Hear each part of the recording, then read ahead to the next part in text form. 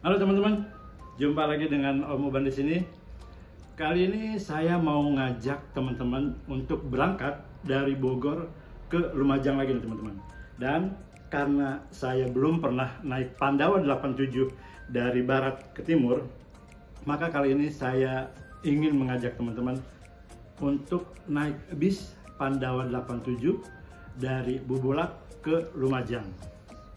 Nah, kenapa saya pilih Pandawa 87? Karena salah satunya adalah di aplikasi bis merah, bis yang digunakan adalah bis baru dan menggunakan karoseri dari Adiputro, yaitu Jetbus 5. Nah, seperti apa keseruannya dan seperti apa kenyamanannya, serta seperti apa jam keberangkatan sampai jam ketibaannya, ikuti terus video saya kali ini. Jangan di skip, simak terus videonya sampai akhir, oke?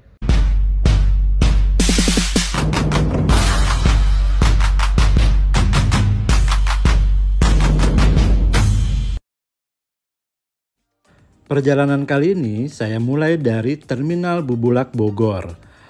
Lokasi loket bis di Terminal Bubulak berada di dekat pintu keluar dari terminal. Di area ini kalian akan melihat jajaran loket PO bis untuk berbagai macam jurusan, baik dari Pulau Jawa maupun di Pulau Sumatera. Lokasi loket Pandawa 87 berada di antara loket Garuda Mas dan juga rumah makan masakan Padang. Seperti ini dia bentuk dari dalam loket Pandawa 87. Ruangannya ber-AC dan juga cukup nyaman untuk menunggu keberangkatan. Dan seperti ini dia bentuk dari tiket Pandawa 87. Harga tiketnya adalah Rp580.000 dari Bogor menuju Lumajang. Harga tiket ini sudah termasuk snack di dalam bis dan juga 1 kali servis makan di Raus Eco daerah Weleri, teman-teman. Karena adanya trouble pada armada yang jalan reguler, keberangkatan kali ini kita menggunakan armada pariwisata nih dengan nickname Ki Hajar Dewantara. Wah, beruntung banget ya bisa ngerasain gimana rasanya unit pariwisatanya Pandawa 87. Dan sepertinya ini juga adalah unit X pameran dengan livery 1 dekadenya Adiputro Jetbus 5. Nah, seperti ini dia penampakannya. Armada ini juga menggunakan sasis Mercedes-Benz OH 1626. Wah, lihat teman-teman, ada kayak ornamen Pandawa 87-nya teman-teman ya. Kayak ada wayangnya gitu. Seperti ini ya bentuk bagian belakang dari Pandawa 87 dengan Jetbus 5-nya. Wah, keren banget ya teman-teman ya. Sangat berpadu apik dengan warnanya. Dan ini dia bagian ruang kemudi yang menentukan jalannya bis kali ini.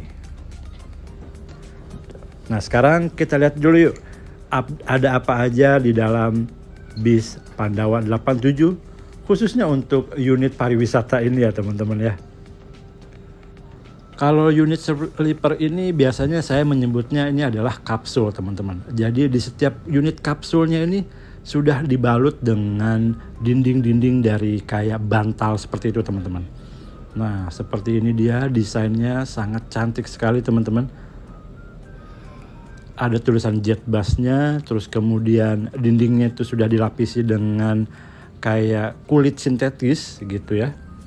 Lalu kita pergi ke bagian belakang di mana dispenser itu berada. Nah, dispensernya itu nyempil di bagian belakang teman-teman. Nah, seperti ini. Dan ini aktif ya. Ini aktif dan bisa teman-teman gunakan untuk membuat minuman selama perjalanan. Dan yuk kita lihat sebelum bisnya berangkat, kita lihat seperti apa smoking areanya dan juga seperti apa toiletnya. Nah, seperti ini dia. Ini smoking areanya menyatu dengan toilet, teman-teman. Nah, seperti ini. Ada pemisah pintunya tentunya ya. Nah, seperti ini dia. Tidak begitu estetik tapi sangat fungsional gitu. Oke, kita tutup dulu karena itu akan dibersihkan. Dan memang saya merasa bahwa unit pariwisata ini sangat berbeda dengan unit reguler, terutama dari sisi keterawatannya teman-teman. Dan ketika saya sudah duduk di seat yang saya gunakan, di sini sudah tersedia bantal dan juga selimut yang cukup nyaman teman-teman. Khasnya Pandawa 87. Juga sudah disediakan minuman dan juga pop mie. Lalu kita lihat bagian atas ada lover AC, lampu dan juga port USB. Port USB-nya itu ada Type C dan juga Type A teman-teman. Jadi tidak perlu khawatir buat teman-teman yang punya gadget iPhone gitu. Teman-teman bisa menggunakan USB Type C untuk mengecas handphone kalian gitu. Nah seperti ini. Juga di bagian samping ada port USB juga Type C dan juga Type A. Kemudian ada reclining seat yang sudah elektrik dan juga ada tombol kursi pijatnya teman-teman. Nah seperti ini pandangan atau point of view dari dalam kapsulnya teman-teman. Sangat lowong, sangat luas dan juga sangat lega teman-teman. Tidak ada tulisan apa-apa. Ini saya sangat suka sekali dengan desain dari JetBus 5 miliknya tentu saja miliknya Adi Putro gitu ya, tapi untuk Pandawa 87. Wah, enak sekali teman-teman. Pemandangannya luas, pandangannya luas, jendelanya tuh benar-benar kosong teman-teman. Tidak ada tulisan ataupun hal-hal yang dapat mengganggu point of view kita gitu. Sayangnya memang antara ruang kabin dan juga ruang kemudinya tidak ada sekat teman-teman. Jadi buat penumpang bagian depan pasti akan mendengar percakapan antara supir dan juga kondekturnya. Nah ini bentuk dari selimutnya. Dia selimut yang cukup tipis tapi dia memiliki ukuran yang sangat besar gitu. Jadi bisa menyelimuti dari kaki sampai kepala. Dan ini adalah bagaimana leg rest atau bukan leg rest ya, leg roomnya gitu. Jadi masih sangat luas sekali buat kalian yang tingginya 160 cm. Ini kita masih menyusuri jalan Bogor gitu ya, menuju ke Depok, Jatijajar gitu ya. Dan seperti biasa, sebelum kita membedah lebih jauh lagi bagian dalam dari kapsulnya, kita tutup dulu gitu ya. Malu teman-teman. Dan ini dia bentuk dari seatnya. Bagian antara sandaran dan juga bagian bokongnya itu rapat teman-teman, bagus sekali, tidak ada celah. Jadi sangat estetik sekali dan juga terbuat dari kulit sintetis yang sangat nyaman. Ini adalah entertainmentnya AVOD yang berbentuknya atau basisnya adalah Android ya. Jadi kalau kita menggunakannya sayang sekali masih menggunakan tethering dari device kita masing-masing gitu, dari handphone kita. Jadi belum disediakan WiFi dari bisnya. Saya berharap untuk kedepannya semua bis sudah menggunakan WiFi mandiri gitu ya. Jadi kita bisa tinggal menikmati entertainment yang ada di dalam bisnya gitu. Hanya untuk entertainment bis saja, tidak untuk terkoneksi dengan device dari penumpang.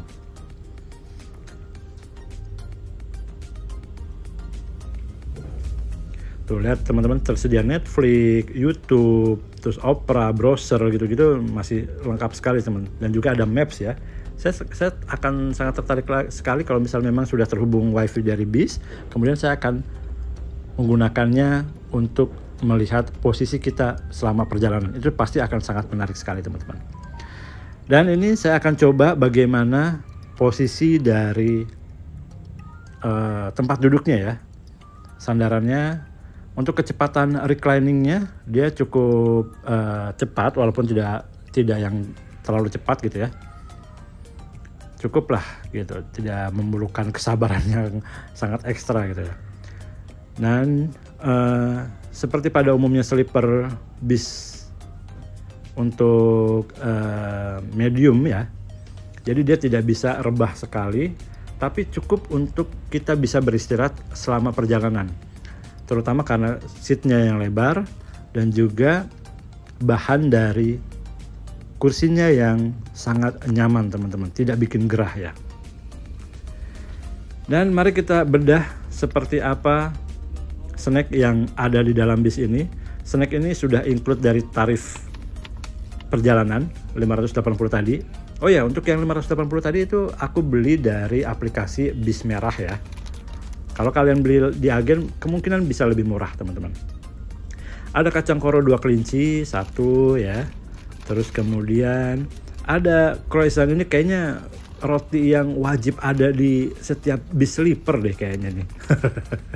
2. Terus kemudian ada, nah ini nih, momotaro, snack yang atau crackers ya. Ini aku nyebutnya crackers, kayak biskuit atau apa ya sebenarnya. Dan ini ada juga beng-beng, ada 4 ya teman-teman. Untuk momotaro sendiri kalian harus hati-hati untuk makan momotaro karena dia sangat renyah sekali, jadi remahan rotinya atau remahan biskuitnya ini akan sangat mengganggu bagi kalian yang memang sangat bersih orangnya gitu ya. Karena dia ngepruy kalau istilah Sundanya ya. Dan ini dia total dari snack kita di perjalanan kali ini ada 1, 2, 3, 4, 5, 6 buah snack atau termasuk juga minuman ya. Dan ini kita akan tiba di Terminal Jatijajar. Ini kita masih ada di daerah Cibinong lah ya teman-teman ya. Cibinong di CCM gitu ya. Untuk menuju ke terminal dari Jatijajar gitu. Oh ya, untuk perjalanan kali ini teman-teman, sayang sekali kita harus membuang banyak waktu karena di hari yang sama, di hari keberangkatan saya kali ini juga ada kemacetan atau bukan kemacetan, kerusakan teman-teman dari unit Pandawa 87 double decker Harbi teman-teman. Jadi setelah kita dari Jatijajar Depok ini, kita harus kembali lagi ke daerah Bogor, lebih tepatnya di tol Jagorawi teman-teman, untuk menjemput penumpang dari Harbi teman-teman. Wah, ini sangat menyita waktu sekali karena memang tidak ada koordinasi yang cukup lancar antara agen dan juga kru dari 87 Pandawa 87 maksudnya. Nah, ini jam 1:17 ini kita harus kembali lagi ke Bogor untuk menjemput penumpang Harbi teman-teman. Nanti penumpang Harbi akan dioper lagi di daerah atau di terminal Pulau Gebang teman-teman. Wah, sangat menyita waktu sekali teman-teman.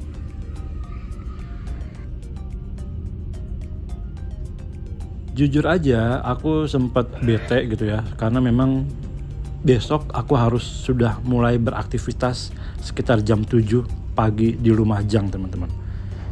Dan itu aku sampaikan ke kru. Terus kemudian, dan ini dia jam 1:30 kita sudah sampai di gerbang tol Bogor gitu ya. Terus aku sampaikan ke kru bahwa aku harus kerja besok paginya dan bersyukur sekali. Nah, ini Harbi yang mogok teman-teman, bukan mogok, trouble ya gitu ya. Entah apa trouble-nya, dan ini dia penumpang yang dari Harbi harus naik dulu dan nanti kita akan oper di Pulau Gebang teman-teman.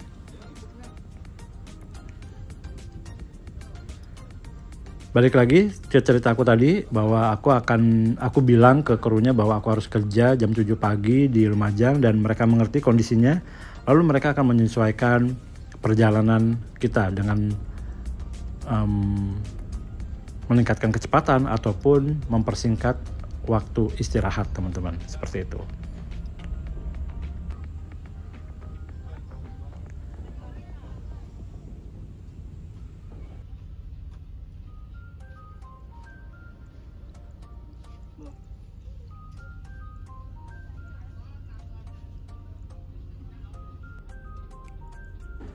Dan ini kita sudah jam 2:30 masih berada di sekitar daerah Jatiwarna teman-teman. Nah, dengan keterlambatan yang cukup parah ini, jam berapa kira-kira aku tiba di Lumajang? Nah, kalian teman-teman simak terus videonya, kalian akan cukup terkejut dengan kecepatan dari bis ini. Di sini aku sambil bekerja ya teman-teman, karena memang aku memang sebagai seorang pekerja gitu ya, menggunakan bis sekaligus melakukan perjalanan dan juga untuk bekerja. Jadi salah satu mungkin yang perlu jadi catatan, karena ini adalah bis pariwisata, jadi tidak disediakan meja lipat di unit ini kan teman-teman. Jadi ya kita akan bekerja ya apa adanya dengan menggunakan fasilitas yang ada. Di luar keluhan aku tentang kondisi perjalanan kali ini, aku masih sangat puas sekali dengan kenyamanan dari armada ini teman-teman. Bener-bener nyaman, bener-bener estetik, bener-bener terawat unitnya, luar biasa sekali Pandawa 87. Semoga unit reguler pun bisa dirawat seperti ini. Terus juga memang benar-benar sangat luar biasa teman-teman. Feel-nya itu beda sekali. Nah ini kita sudah sampai di Pulau Gebang untuk oper penumpang teman-teman ya.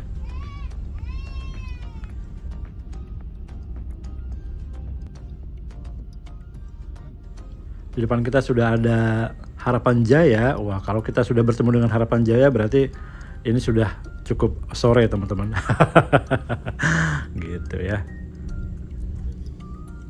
Salah satu terminal terpadu yang sangat baik sekali menurut saya nih, Pulau Gebang.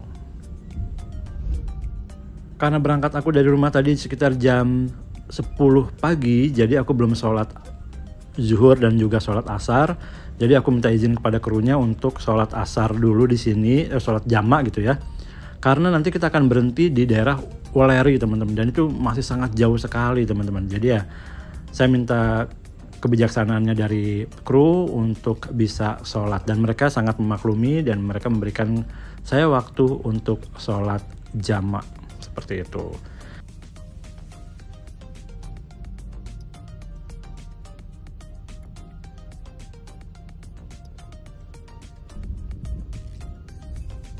Dari Pulau Gebang kita masih harus berhenti terlebih dahulu menuju Bekasi Timur dan juga daerah Karawang teman-teman, untuk menaikkan penumpang dan juga ada paket yang harus dijemput seperti itu.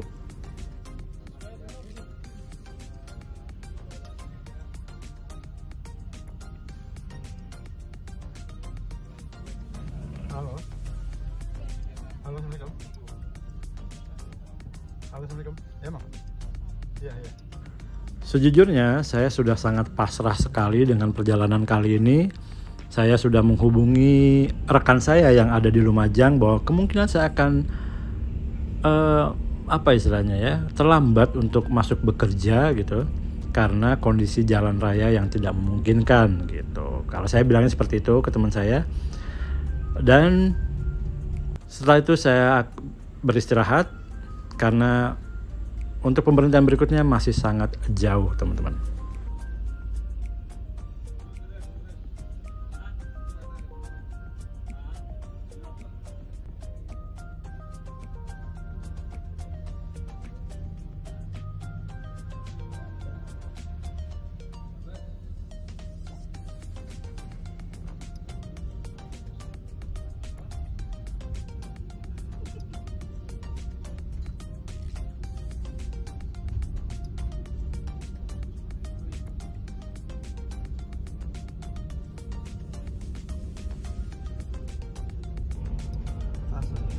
Dan ini POV kalau bis sudah tiba pada malam hari teman-teman.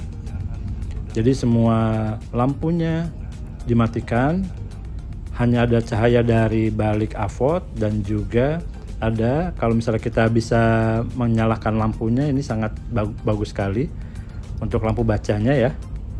Nah seperti ini. Nah ini dia POV-nya kalau secara luas. Nah seperti ini teman-teman.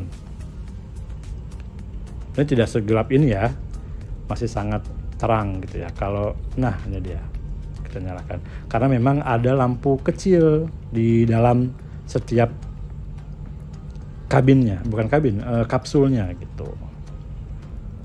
Untuk kecepatan bisnya saya coba gunakan GPS, itu ada di sekitar 100 km per jam. dan beberapa kali juga menyentuh 110 km per jam. Jadi tidak terlalu lambat dan juga tidak terlalu cepat gitu ya. Masih dalam taraf nyaman. Berarti kita akan telat sampai Lumajang, nanti teman-teman akan tahu sendiri ya. Seperti apa perjalanan saya dan berapa lama perjalanan saya kali ini. Nah ini, dan ternyata kita harus berhenti dulu di rest area tol kilometer berapa gitu ya, saya lupa, untuk mengisi solar. Untuk mengisi solar. Wah, kalau malam hari memang sangat terlihat cantik ya untuk Pandawa 87 dengan liverinya satu dekadenya Adiputro.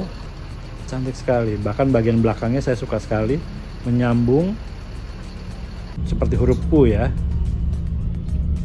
Sekitar jam 9 kurang 15 teman-teman, lampu di dalam kapsul dinyalakan oleh kru.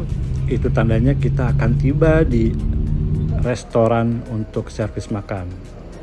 Nah seperti ini, jangan lupa untuk tiketnya dibawa karena akan ada pengambilan kupon tiket teman-teman.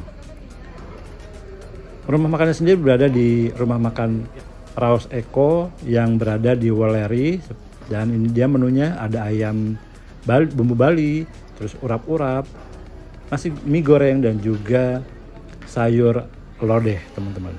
Nah, aku ambil semuanya termasuk sayur lodehnya juga gitu kan. Dan untuk minumnya ada minum dingin dan juga panas untuk esnya ya. Untuk tehnya gitu. Posisi ruang makannya berada di sebelah dari parkir bis Pandawa 87. Kita beristirahat cukup lama, hampir sekitar 1 jam lebih gitu ya. Sekitar jam 10 malam kita diberangkatkan lagi. Menurut informasi dari krunya, karena ada keterlambatan pengiriman transaksi keuangan gitu ya dengan kantor pusat, jadi harus menunggu transaksi itu selesai. Nah jam 10 malam kita sudah akan menuju lagi. Ini berhenti dulu nih teman-teman nih untuk krunya beli air minum. Jadi masih sangat lama sekali, dan itu adalah jembatan Kendal ya teman-teman. Mungkin teman-teman yang lebih hafal bisa tahu itu adalah jembatan apa. Sekitar jam 10.15 waktunya kita beristirahat karena memang kita sudah berada di jalan tol lagi gitu teman-teman. Memang perjalanan kali ini menurut saya adalah perjalanan yang membutuhkan kesabaran teman-teman. Nah kita sudah sampai, tidak kerasa sampai di tol Warugunung yang berada di Surabaya gitu ya. Oh ya teman-teman, mau tahu bagaimana sangat teredamnya suara bising di bis ini?